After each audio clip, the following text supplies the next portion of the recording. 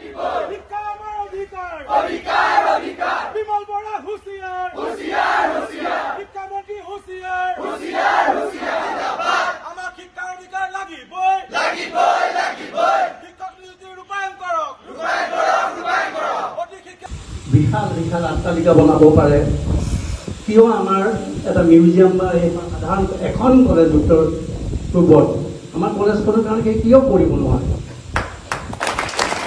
একেবাৰে সাধাৰণ কথা যদি এখন ব্ৰিজ বনায় যিমান টকা হ'ব তাত আধাও পইচা খৰচ নহয় আমাৰ কলেজখন বনাবৰ কাৰণে এই কথাখিনি আমি এই কথাটো আমি কেনেকৈ তেওঁলোকক চিফ মিনিষ্টাৰৰ কামত পেলাব পাৰোঁ যেতিয়াই যিটো বিচাৰে এতিয়া তেওঁলোকে কালি ডিব্ৰুগড়ত মানে এছেম্বলি হাউচ এটা বনাই পেলালে মহাবিদ্যালয়ৰ সৰ্বাংগীন উন্নয়নৰ কাৰণে আৰু শিক্ষাৰ্থীসকলৰ ভৱিষ্যতৰ কাৰণে আমি এখন স্মাৰকপত্ৰ প্ৰদান কৰিম সেই স্মাৰকপত্ৰখনৰ যিসমূহ সিদ্ধান্ত আমি আজি সভাত আলোচনা হোৱা সিদ্ধান্তসমূহ উলিয়াই দিব বিচাৰিছোঁ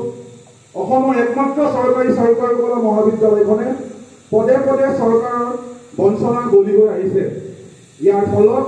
আটাইতকৈ ক্ষতিগ্ৰস্ত হৈছে ছাত্ৰ ছাত্ৰীসকল মহাবিদ্যালয়ৰ ছাত্ৰ একতা সভাই সমস্যাসমূহ চৰকাৰৰ দৃষ্টিগোচৰ কৰাৰ অৰ্থে গণতান্ত্ৰিক প্ৰতিবাদ কৰিব লগা হোৱাটো নতুন কথা নহয় যদিও এয়া অসমৰ শিল্পকলা সমাজখনৰ বাবে অতিশয় উদ্বিগ্নতাৰ বিষয় অসমৰ শিল্পকলাৰ উত্তৰণৰ স্বাৰ্থত শিল্প সমাজৰ গধুৰ দায়িত্ব আছে সেয়ে association of visual artist Assam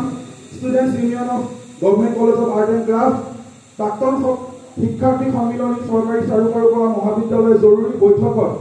লোৱা সিদ্ধান্ত লোৱা হৈছে এই বিষয়টোৰ গুৰুত্ব বুজি শিল্প সমাজ আগবাঢ়ি আহিব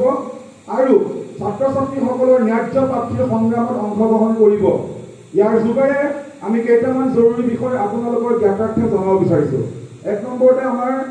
কলেজৰ ভাৰপ্ৰাপ্ত অধ্যক্ষ হিচাপে নিযুক্ত হৈ থকা শ্ৰীযুত নৱজিৎ ডেকা ডাঙৰীয়াৰ অধ্যক্ষ পৰিচালনাৰ বাবে ছাত্ৰ ছাত্ৰীসকলৰ ন্যূনতম সুবিধাসমূহ দিয়াত চূড়ান্তভাৱে বিফল হৈছে যোগ্যতাৰ ক্ষেত্ৰতো তেখেতৰ বিষয়টো গুৰুতৰ অভিযোগ আছে তেখেতে মহাবিদ্যালয়ৰ কলা বুৰঞ্জী আৰু নন্দনতত্ত্ব বিভাগৰ অধ্যাপকৰ নিয়মীয়া পদত আসীন হৈ আছে সেইটো বাবেও তেখেতৰ অৰ্হতা সম্পন্ন নহয় বুলি অভিযোগ আছে তেখেতে শিক্ষা গ্ৰহণ কৰা সাংস্কৃতিক অধ্যয়ন বিষয়টো আৰ্ট কলেজৰ উপৰোক্ত বিষয়টো সামৰি নলয় বুলি বিশ্ববিদ্যালয়ৰ অনুদান আয়োগৰ বিধিত উল্লেখ আছে তেনে অৰ্হতাহীন তথ্য